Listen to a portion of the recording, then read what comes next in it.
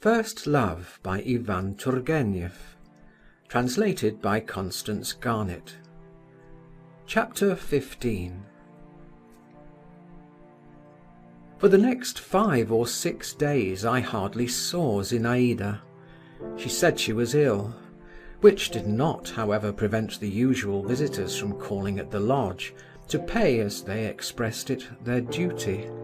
All that is except Meidanov, who promptly grew dejected and sulky when he had not an opportunity of being enthusiastic.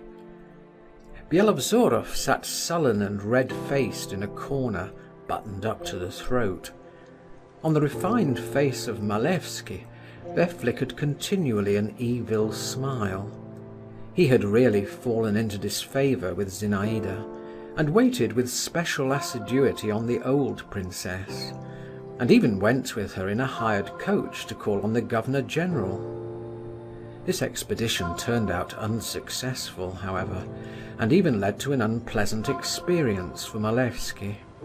He was reminded of some scandal to do with certain officers of the engineers, and was forced in his explanations to plead his youth and inexperience at the time. Lushin came twice a day, but did not stay long. I was rather afraid of him after our last unreserved conversation, and at the same time felt a genuine attraction to him. He went a walk with me one day in the Neskutchny gardens, was very good-natured and nice, told me the names and properties of various plants and flowers, and suddenly, apropos of nothing at all, cried, hitting himself on his forehead, "And I, poor fool, thought her a flirt. It's clear self-sacrifice is sweet for some people." "What do you mean by that?" I inquired. "I don't mean to tell you anything," Lushin replied abruptly. Zinaïda avoided me. My presence, I could not help noticing it, affected her disagreeably. She involuntarily turned away from me. Involuntarily, that was what was so bitter, that was what crushed me. But there was no help for it, and I tried not to cross her path, and only to watch her from a distance, in which I was not always successful. As before, something incomprehensible was happening to her. Her face was different. She was different altogether.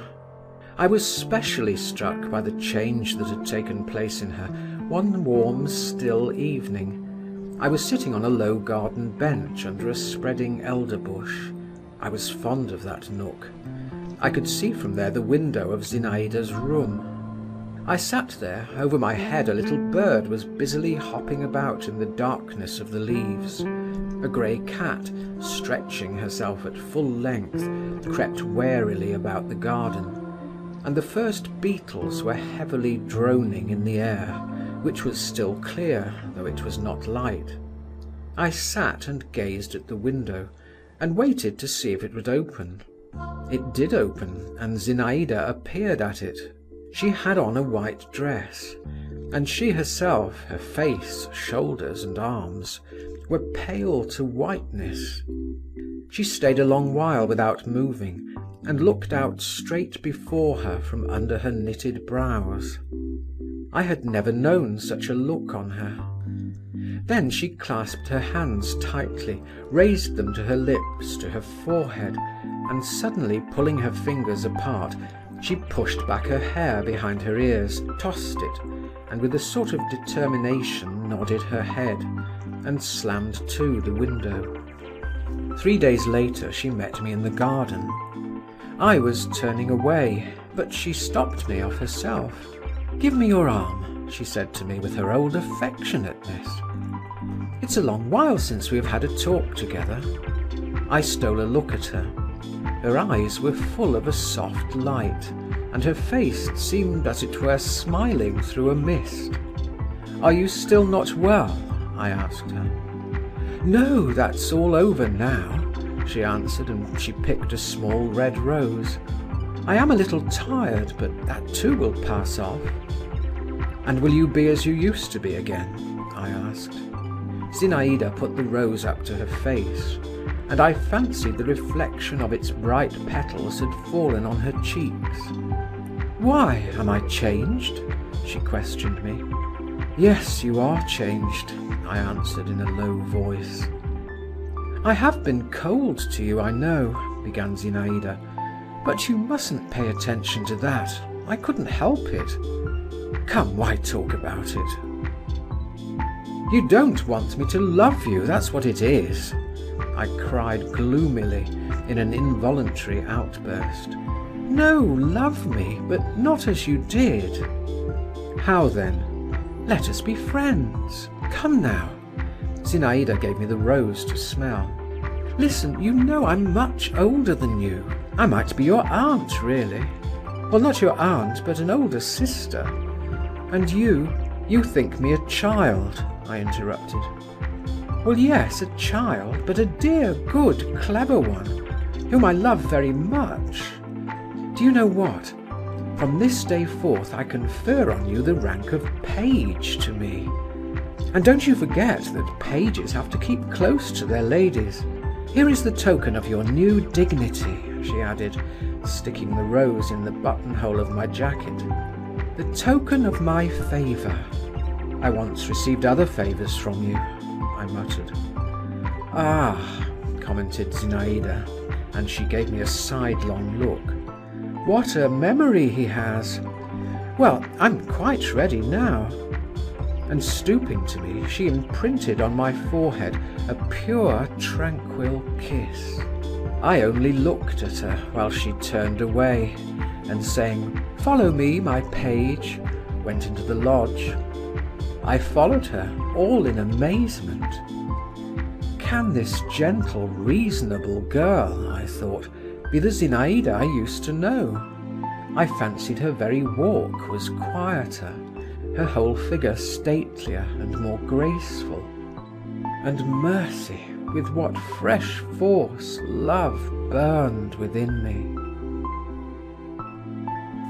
Chapter 16. After dinner the usual party assembled again at the lodge, and the young princess came out to them. All were there in full force, just as on that first evening which I never forgot. Even Nirmatsky had limped to see her. Meidanov came this time earliest of all. He brought some new verses. The games of forfeits began again, but without the strange pranks, the practical jokes and noise. The gypsy element had vanished. Zinaida gave a different tone to the proceedings. I sat beside her by virtue of my office as page. Among other things, she proposed that anyone who had to pay a forfeit should tell his dream. But this was not successful. The dreams were either uninteresting. Byelovzorov had dreamed that he fed his mare on carp and that she had a wooden head, or unnatural and invented.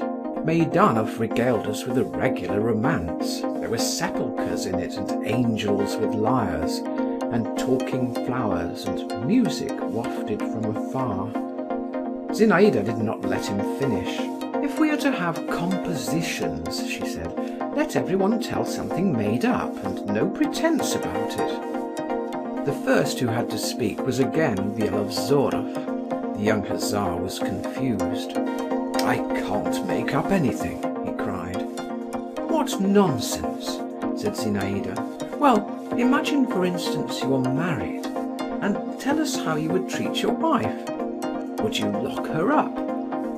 "Yes, I should lock her up." "And would you stay with her yourself?" "Yes, I should certainly stay with her myself." "Very good. Well, but if she got sick of that, and she deceived you?" "I should kill her." "And if she ran away?" "I should catch her up and kill her all the same." "Oh! And suppose now I were your wife, what would you do then?" Byelovzorov was silent a minute. "I should kill myself." Zinaida laughed. "I see yours is not a long story." The next forfeit was Zinaida's. She looked at the ceiling and considered. "Well, listen," she began at last.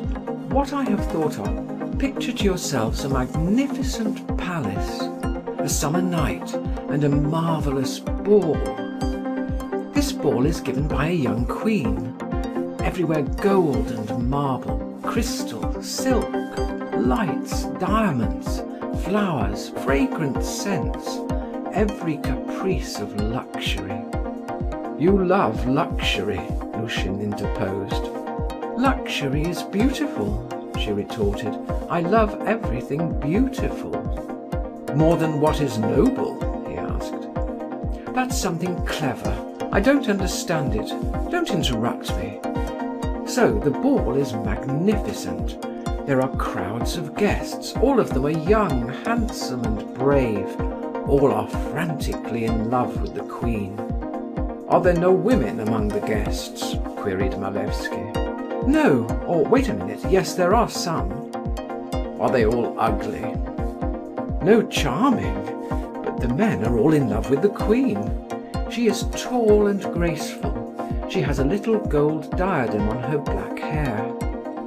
I looked at Zinaida, and at that instant she seemed to me so much above all of us. There was such bright intelligence and such power about her unruffled brows that I thought, you are that queen. They all throng about her, Zinaida went on, and all lavish the most flattering speeches upon her. And she likes flattery, Lushin queried. What an intolerable person, he keeps interrupting. Who doesn't like flattery? One more last question, observed Malevsky. Has the queen a husband? I hadn't thought about that. No, why should she have a husband? To be sure, assented Malevsky. Why should she have a husband? Silence, cried Meidanov in French, which he spoke very badly. Merci, Zinaida said to him. And so the queen hears their speeches and hears the music, but does not look at one of the guests. 6 windows are open from top to bottom, from floor to ceiling, and beyond them is a dark sky with big stars, a dark garden with big trees. The queen gazes out into the garden. Out there among the trees is a fountain. It is white in the darkness and rises up tall, tall as an apparition. The queen hears through the talk and the music the soft splash of its waters. She gazes and thinks, you are all, gentlemen, noble, clever and rich. You crowd round me. You treasure every word I utter. You are all ready to die at my feet. I hold you in my power. But out there, by the fountain, by that splashing water, stands and waits he whom I love, who holds me in his power. He has neither rich raiment nor precious stones. No one knows him. But he awaits me, and is certain I shall come. And I shall come, and there is no power that could stop me when I want to go out to him, and to stay with him, and be lost with him out there in the darkness of the garden, under the whispering of the trees, and the splash of the fountain. Zinaida ceased. Is that a made-up story? Malevsky inquired slyly. Zinaida did not even look at him. And what should we have done, gentlemen, Lushin began suddenly, if we had been among the guests and had known of the lucky fellow at the fountain? Stop a minute, interposed Zinaida. I will tell you myself what each of you would have done. You, Byelovzorov, would have challenged him to a duel. You, Meidanov, would have written an epigram on him. No, though you can't write epigrams, you would have made up a long poem on him in the style of Barbier, and would have inserted your production in the Telegraph. You, Nirmatsky, would have borrowed... No, you would have lent him money at high interest. You, Doctor... She stopped. There I really don't know what you would have done. In the capacity of court physician, answered Lushin, I would have advised the Queen not to give balls when she was not in the humour for entertaining her guests. Perhaps you would have been right. And you, Count, and I, repeated Malevsky with his evil smile. You would offer him a poisoned sweetmeat. Malevsky's face changed slightly and assumed for an instant a Jewish expression. But he laughed directly. And as for you, Voldemar, Zinaida went on. But that's enough, though. Let us play another game. Monsieur Voldemar, as the Queen's page, would have held up her train when she ran into the garden, Malevsky remarked malignantly. I was crimson with anger, but Zinaida hurriedly laid a hand on my shoulder and, getting up, said in a rather shaky voice, I have never given your Excellency the right to be rude, and therefore I will ask you to leave us. She pointed to the door. Upon my word, Princess, muttered Malevsky, and he turned quite pale. The Princess is right, cried Byelovzorov, and he too rose. Good God, I'd not the least idea, Malevsky went on. In my words, there was nothing, I think, that could... I had no notion of offending you. Forgive me. Zinaida looked him up and down coldly, and coldly smiled. Stay then, certainly, she pronounced with a careless gesture of her arm. Monsieur Voldemar and I were needlessly incensed. It is your pleasure to sting. May it do you good. Forgive me, Malevsky repeated once more, while I, my thoughts dwelling on Zinaida's gesture, said to myself again that no real queen could with greater dignity have shown a presumptuous subject to the door. The game of forfeits went on for a short time after this little scene. Everyone felt rather ill at ease, as from another, not quite definite, but oppressive feeling. No one spoke of it, but everyone was conscious of it in himself and in his neighbour. Meidanov read us his verses. He wants to show how good he is now, Lushin whispered to me. We soon broke up. A mood of reverie seemed to have come upon Zinaida. The old princess sent word that she had a headache. Nirmatsky began to complain of his rheumatism. I could not for a long while get to sleep. I had been impressed by Zinaida's story. Can there have been a hint in it? I asked myself. And at whom and at what was she hinting? And if there really is anything to hint at, how is one to make up one's mind? No, it can't be, I whispered, turning over from one hot cheek onto the other. But I remembered the expression of Zinaida's face during her story.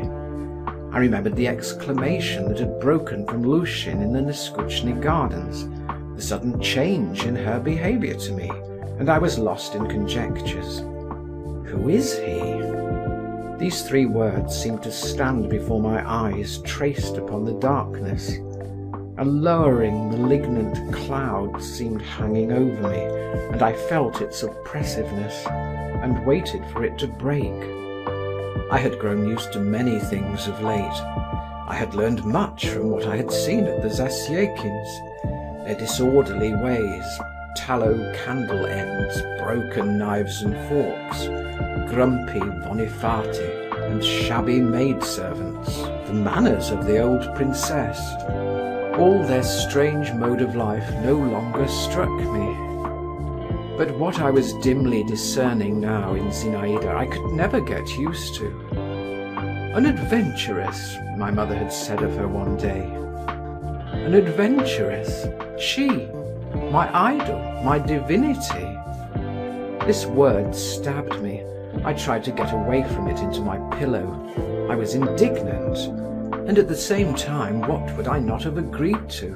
What would I not have given only to be that lucky fellow at the fountain?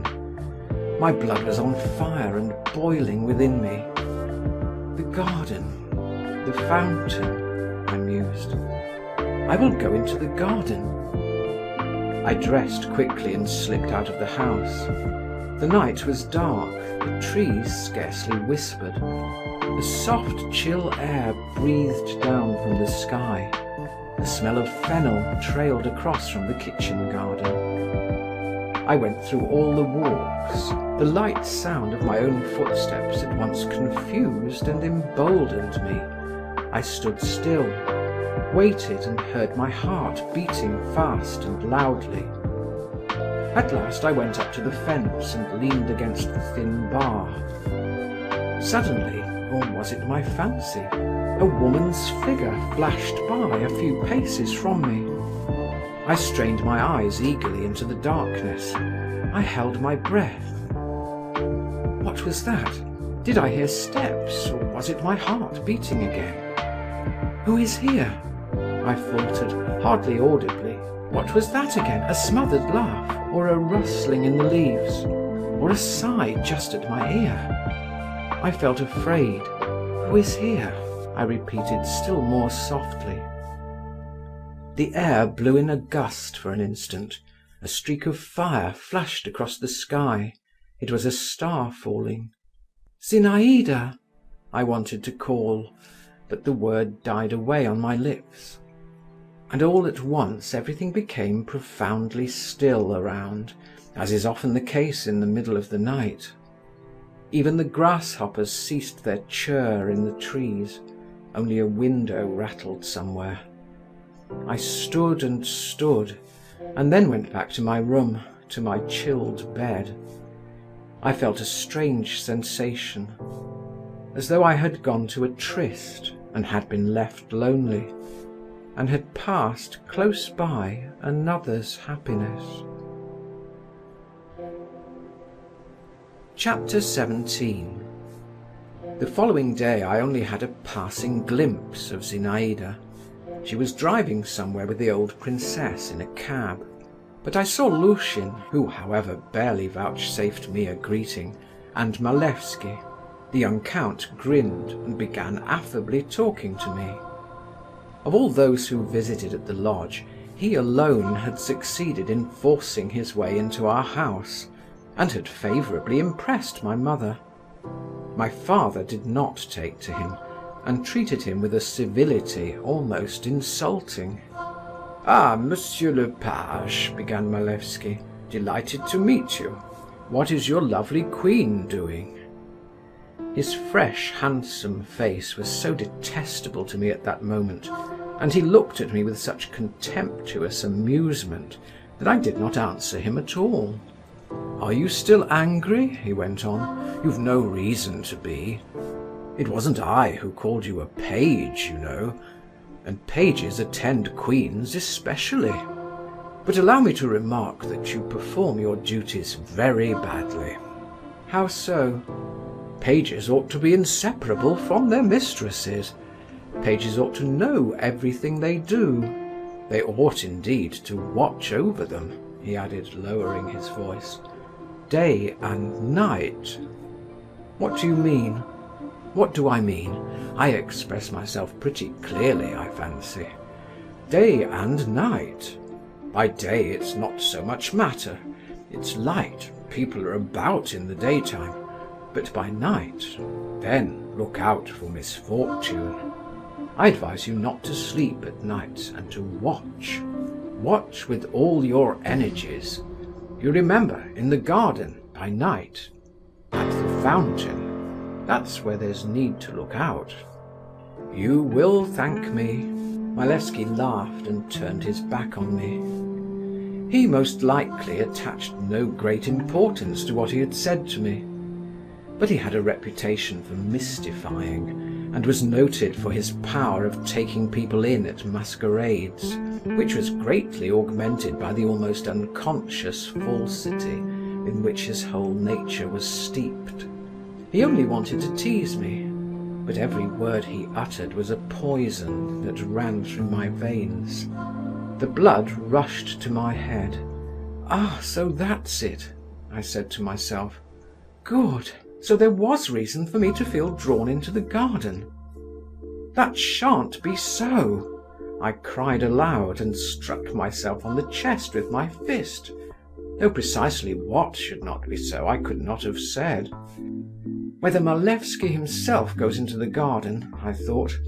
He was bragging, perhaps. He has insolence enough for that. Or someone else. The fence of our garden was very low, and there was no difficulty in getting over it. Anyway, if anyone falls into my hands, it will be the worse for him. I don't advise anyone to meet me. I will prove to all the world, and to her, the traitress, I actually used the word traitress, that I can be revenged. I returned to my own room, took out of the writing table an English knife I had recently bought, felt its sharp edge, and knitting my brows with an air of cold and concentrated determination, thrust it into my pocket, as though doing such deeds was nothing out of the way for me. And not the first time. My heart heaved angrily and felt heavy as a stone. All day long I kept a scowling brow and lips tightly compressed, and was continually walking up and down, clutching with my hand in my pocket the knife, which was warm from my grasp, while I prepared myself beforehand for something terrible. These new, unknown sensations so occupied and even delighted me that I hardly thought of Zinaïda herself. I was continually haunted by Aleko, the young gypsy. "Where art thou going, young handsome man? Lie there." And then, "Thou art all besprent with blood. Oh, what hast thou done?" "Naught." With a cruel smile I repeated that, "Naught." My father was not at home, but my mother, who had for some time been in an almost continual state of dumb exasperation, noticed my gloomy and heroic aspect, and said to me at supper, "Why are you sulking like a mouse in a meal tub?" I merely smiled condescendingly in reply, and thought, if only they knew. It struck 11. I went to my room, but did not undress. I waited for midnight. At last it struck. "The time has come," I muttered between my teeth, and buttoning myself up to the throat and even pulling my sleeves up, I went into the garden. I had already fixed on the spot from which to keep watch. At the end of the garden, at the point where the fence separating our domain from the Zasyekins joined the common wall, grew a pine tree standing alone. Standing under its low, thick branches, I could see well, as far as the darkness of the night permitted, what took place around. Close by ran a winding path which had always seemed mysterious to me. It coiled like a snake under the fence, which at that point bore traces of having been climbed over, and led to a round arbour formed of thick acacias. I made my way to the pine tree, leaned my back against its trunk, and began my watch. The night was as still as the night before, but there were fewer clouds in the sky, and the outlines of bushes, even of tall flowers, could be more distinctly seen. The first moments of expectation were oppressive, almost terrible. I had made up my mind to everything. I only debated how to act. Whether to thunder, "Where goest thou? Stand, show thyself, or death," or simply to strike. Every sound, every whisper and rustle seemed to me portentous and extraordinary. I prepared myself. I bent forward. But half an hour passed, an hour passed. My blood had grown quieter, colder. The consciousness that I was doing all this for nothing, that I was even a little absurd, that Malevsky had been making fun of me, began to steal over me. I left my ambush and walked all about the garden. As if to taunt me, there was not the smallest sound to be heard anywhere. Everything was at rest. Even our dog was asleep, curled up into a ball at the gate. I climbed up into the ruins of the greenhouse, saw the open country far away before me, recalled my meeting with Zinaïda, and fell to dreaming. I started. I fancied I heard the creak of a door opening, then the faint crack of a broken twig. In 2 bounds I got down from the ruin and stood still, all aghast. Rapid, light but cautious footsteps sounded distinctly in the garden. They were approaching me. Here he is. Here he is at last, flashed through my heart. With spasmodic haste, I pulled the knife out of my pocket. With spasmodic haste, I opened it. Flashes of red were whirling before my eyes. My hair stood up on my head in my fear and fury. The steps were coming straight towards me. I bent. I craned forward to meet him. A man came into view. My God! It was my father. I recognized him at once, though he was all muffled up in a dark cloak, and his hat was pulled down over his face. On tiptoe he walked by. He did not notice me, though nothing concealed me. But I was so huddled up and shrunk together that I fancy I was almost on the level of the ground. The jealous Othello, ready for murder, was suddenly transformed into a schoolboy. I was so taken aback by my father's unexpected appearance that for the first moment I did not notice where he had come from, or in what direction he disappeared. I only drew myself up and thought, why is it that my father is walking about in the garden at night? When everything was still again.